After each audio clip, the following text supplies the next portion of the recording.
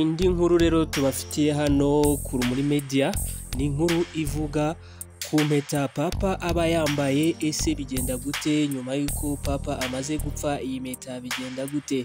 Iyo Papa amaze gupfa, impeta aba yambaye barayifata bakayikorera umuhango wabugenewe, kandi uyu muhango ukorwa mu buryo bwiza bwateguwe na Kiliziya.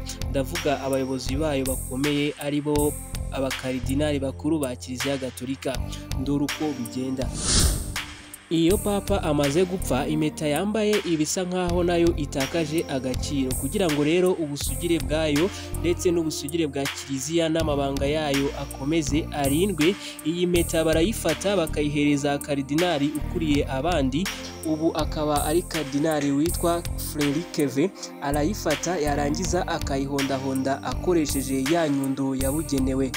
Ibyayo bikaba birarangiye. Iki gikorwa kigaragaza ko bwa bubasha Papa yari afite, urugero nko gusinya ku nyandiko zitandukanye, biba birangiye. Gusa nubwo uyu muhango wo gutesha agaciro impeta ya Papa ukorwa muri ubwo buryo, ibi siko byagenze mu gihe Papa Benedicte wa 16 mu mwaka w'2016. Icyo gihe siko byagenze.